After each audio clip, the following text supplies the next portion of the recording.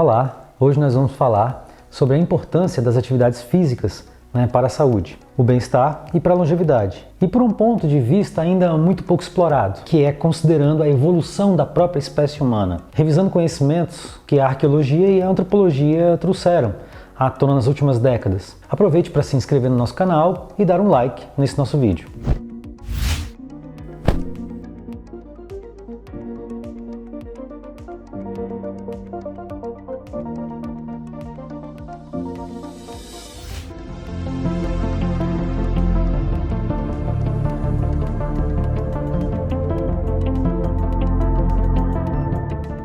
Caminhar menos de 10 mil passos por dia está associado a maior risco de doenças cardiovasculares e metabólicas. Atualmente, adultos em países desenvolvidos andam menos de 5 mil passos, o que contribui para o alarmante índice de diabetes, que afeta 1 em cada 10 pessoas, e para as doenças cardiovasculares, que representam 25% de todas as mortes no mundo hoje. Para seres humanos, ficar sentado em frente a uma mesa ou na frente da televisão por períodos prolongados está associado ao aumento de risco de doenças e de uma vida mais curta, mesmo que as pessoas que se exercitam. Ficar deitado ou sentado por horas e horas neutraliza completamente os efeitos benéficos de qualquer exercício físico que se faça, mesmo que você frequente a academia regularmente. Ou seja, o exercício não pode estar confinado a apenas alguns momentos do dia. Deve ser contínuo, mesmo que de baixa intensidade, mas ao longo do dia todo. Em todo o mundo, a inatividade física está possivelmente no mesmo nível do tabagismo como um risco para a mortalidade precoce, matando mais de 5 milhões de pessoas por ano. Entre os adultos escoceses, aqueles que assistem mais de 2 horas de televisão por dia, mais que dobram seu risco para eventos cardiovasculares, como ataques do coração ou acidentes vasculares cerebrais. Outro estudo com australianos relatou que cada hora acumulada assistindo televisão encurta a expectativa de vida em 22 minutos. Assim, se alguém maratona uma série completa de Game of Thrones, por exemplo, que tem 63 horas e meia de duração, o correspondente a 2 dias e meio corridos, vai encurtar sua vida em um dia completo. Ficar sentado horas a fio, trabalhando ou descansando, não importa, se tornou um risco à saúde. E ao comparar com as espécies mais próximas do ser humano, vemos que grandes macacos nem sempre atingem as marcas modestas de passos que um humano sedentário atinge hoje em dia, e nunca chegam perto daquelas recomendações de 10 mil passos por dia. Além disso, há todo o tempo gasto sentado e descansando que chimpanzés e outros primatas não humanos passam, e ainda assim esses animais permanecem notavelmente saudáveis, apesar de seus níveis baixos de atividade física. Mesmo em cativeiro, o diabetes é raríssimo e a pressão arterial sanguínea não aumenta com a idade, apesar de terem naturalmente altos níveis de colesterol. As artérias dos chimpanzés não endurecem ou entopem. Por isso, eles não desenvolvem doenças cardíacas como a nossa espécie desenvolve e ainda permanecem magros. Uma pesquisa feita no zoológico Lincoln Park de Chicago observou que mesmo em cativeiro, gorilas e orangotangos têm um percentual médio de gordura corporal de 14 a 23% e chimpanzés têm menos de 10%, índices semelhantes a de um atleta olímpico humano. Se pessoas tiverem o mesmo comportamento sedentário de um chimpanzé, rapidamente chegariam a 30% de percentual de gordura no corpo, que é próximo ao teor de gordura de um bacon ou de um toicinho. De todos os primatas existentes, nós, seres humanos, somos claramente o grupo que não se encaixa de forma alguma. Os humanos evoluíram para exigir níveis muito mais elevados de atividade física, para que nosso corpo funcione de maneira normal. Por isso, precisamos entender um pouco mais sobre a nossa própria evolução. O ramo evolutivo que deu origem aos humanos, que é o ramo dos hominídeos, separou-se do ramo que deu origem aos chimpanzés e aos bonobos cerca de 6 milhões de anos atrás. Cada um dos primeiros hominídeos descobertos é distinto de qualquer um dos macacos vivos, nos detalhes anatômicos do crânio, nos dentes e no esqueleto. E a principal marca é que andavam sobre 2 pernas, com mudanças na anatomia pélvica que já permitia um andar eficiente e totalmente ereto, apesar de manter uma aparência ainda muito simiesca. Portanto, 6 milhões de anos atrás, nossos primeiros ancestrais já estavam claramente à vontade para se movimentar no chão e não somente nas árvores como faziam seus ancestrais. Entre 4 e 2 milhões de anos atrás, o registro fóssil de hominídeos foi dominado pelo gênero Australopithecus, com pelo menos 5 espécies reconhecidas, incluindo aí a famosa Lucy, um dos fósseis mais completos e mais celebrados pela arqueologia e pela antropologia.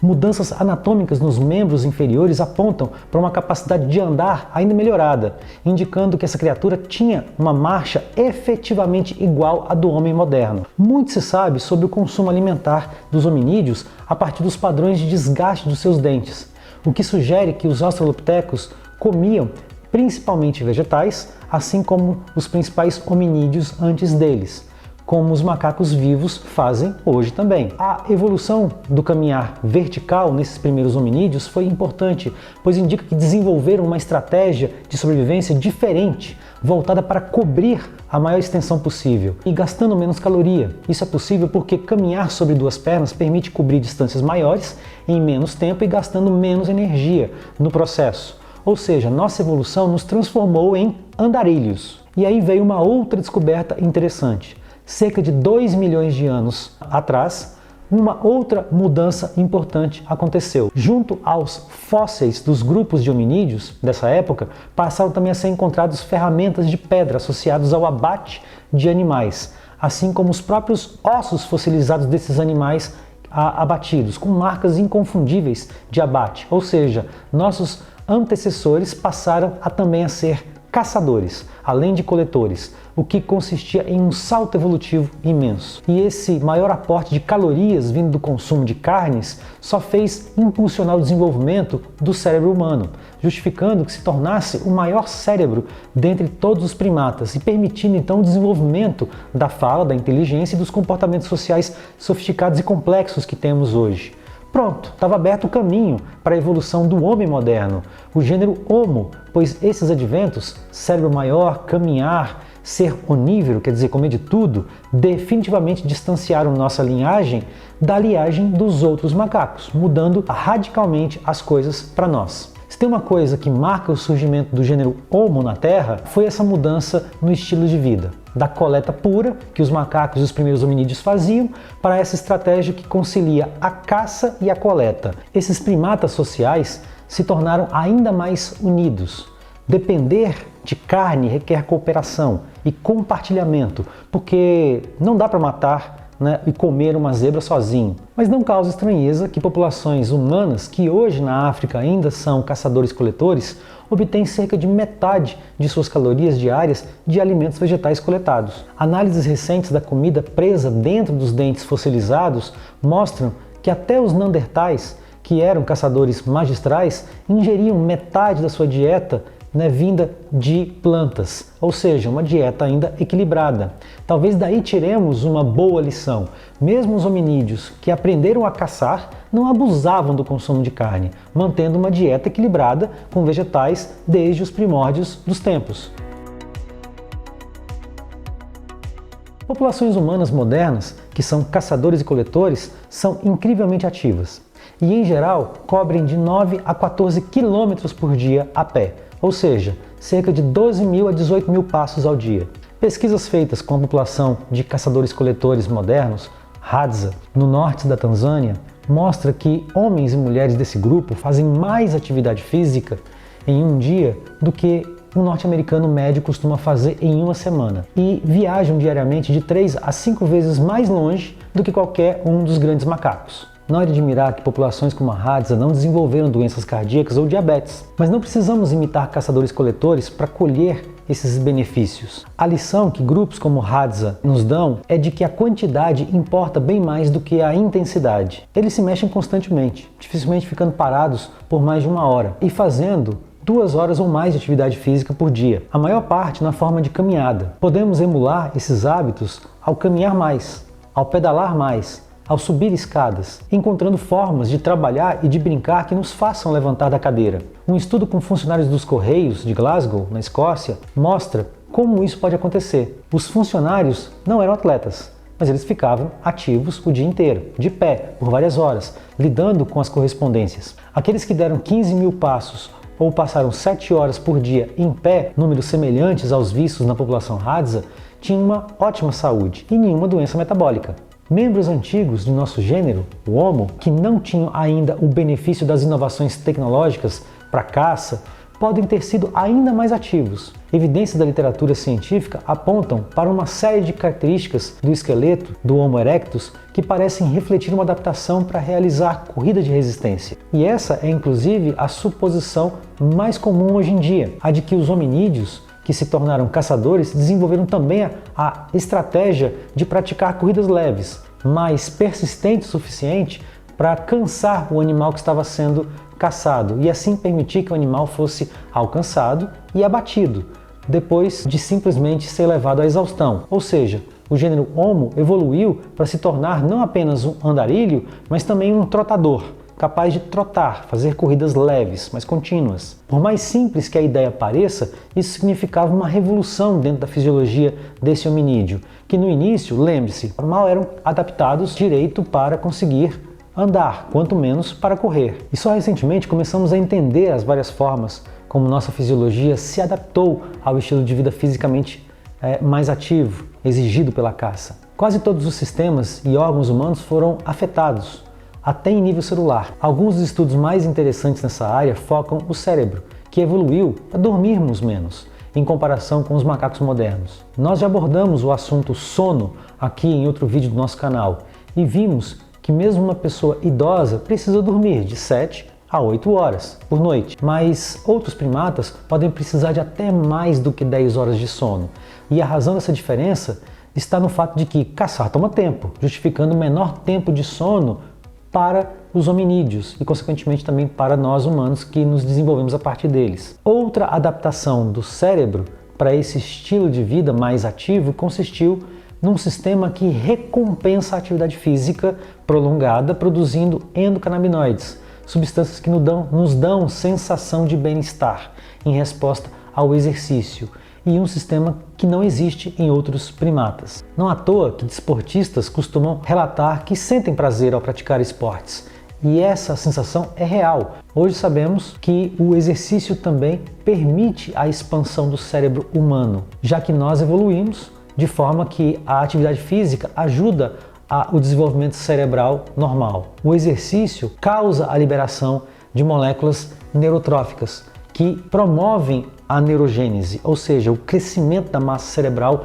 em nível celular. E ainda é conhecido por melhorar a memória, mesmo em cérebros maduros, e evitar o declínio cognitivo relacionado à idade. Por isso que quando me perguntam se frequento a academia para ficar musculoso, eu respondo que não, frequento a academia para ficar inteligente. Até nosso metabolismo evoluiu para acomodar o aumento da atividade física. A potência máxima sustentada nos seres humanos, nosso VO2 máximo, é pelo menos 4 vezes maior do que a dos chimpanzés. Esse aumento decorre, em grande parte, de alterações nos músculos de nossas pernas, que são 50% maiores e tem uma proporção muito maior de fibras resistentes à fadiga, de contração lenta. Nós também temos mais glóbulos vermelhos no sangue para transportar oxigênio para os músculos em exercício. Desenvolvemos até uma estrutura de pele que é diferente de tudo que se encontra no mundo animal. Glândulas sudoríparas, criadas para produzir o suor e, consequentemente, eliminar o excesso de calor corporal produzido durante o exercício. Além disso, os humanos evoluíram para ter um metabolismo mais rápido também, sendo capaz, por exemplo, de mobilizar combustível de uma forma bastante eficiente, atingindo picos elevadíssimos de glicemia no sangue em poucos segundos, para suprir a demanda maior que uma atividade física exige. E bem como também dos demais traços energeticamente custosos que nos caracterizam, incluindo aí um cérebro maior. Todo esse corpo de evidência permite que a gente enxergue a atividade física com outros olhos. O exercício vem sendo vendido como um elemento adicional para ajudar na perda de peso ou como um componente de um estilo de vida saudável, como se na verdade o exercício fosse uma opção, quando em verdade o exercício não é uma opção. Para nós, ele não é opcional. Ele foi fundamental para a nossa evolução como espécie e continua indispensável para a preservação da nossa saúde e da funcionalidade do corpo humano. Sem exercício, nossos corpos até conseguem subsistir, sobreviver, mas nunca funcionar de uma forma otimizada, no ápice da sua potencialidade. E a falta de exercícios físicos certamente reduz a longevidade pelo surgimento garantido das doenças metabólicas. Finalizando o nosso vídeo, talvez a principal mensagem que caiba reforçar seja corrigir a noção que as pessoas têm de que a evolução do cérebro humano foi aquilo que viabilizou o surgimento do homem na Terra. Na verdade, essa noção é equivocada. O primeiro advento, que marcou o surgimento do gênero Homo, consistiu na capacidade de caminhar sobre duas pernas e correr. Ou seja, o que deu início ao Homo sapiens foi o fato de nossos ancestrais terem se tornado bípedes, capazes de caminhar sobre duas pernas e, com isso, mais ativos fisicamente. E só daí, graças a esse maior aporte de alimentos que conseguimos com essa estratégia, foi que o cérebro humano pôde se desenvolver. Repito, ser fisicamente ativo foi o que permitiu que nossa espécie se tornasse inteligente, e não o contrário. E assim nos tornamos a espécie dominante no planeta, por sermos fisicamente ativos. E mesmo tendo sido moldados para sermos ativos, por qual razão não cultivamos isso como um hábito diário nas nossas vidas? Por que paramos de nos exercitar? Biologicamente, não é fácil responder a essa pergunta, já que existe um dilema biológico nítido em toda essa história. A natureza sempre preza pela economia máxima de energia para facilitar a sobrevivência e ainda assim nos fez uma espécie que depende de gastar muita energia com atividade física constante para manter uma boa saúde, o que é uma aparente contradição. Adotar hábitos mais ativos talvez fosse mais fácil se não tivéssemos esse gorila de 180 quilos nas nossas costas, ou seja, uma predisposição biológica inerente à economia de energia. Durante os últimos 2 milhões de anos de evolução dos hominídeos, fazer atividade física era algo inevitável e frequente. E não era algo forçado, era necessário por uma simples questão de sobrevivência. Mas hoje em dia as coisas mudaram, as coisas são diferentes, somos senhores do nosso ambiente e damos atenção demasiada a esse chamado primitivo por estocar energia. Quando nos enchemos de comida fácil e de repouso prolongado, ao invés de caminhar, ficamos fascinados quando vamos ao zoológico ou assistimos documentários do Discovery Channel e enxergamos a nós mesmos dentro do comportamento dos grandes macacos. Nós nos enxergamos neles, mas deveríamos nos preocupar quando, na verdade, nós vemos o sedentarismo deles em nós, já que por baixo da aparência temos um metabolismo bastante diferente do deles. Biologicamente falando, precisamos nos exercitar bem mais para manter a nossa saúde. Nos siga também nas redes sociais para ter acesso a mais conteúdos relevantes sobre geriatria, gerontologia e ciência e demais assuntos pertinentes ao envelhecimento e à saúde. Até o próximo vídeo.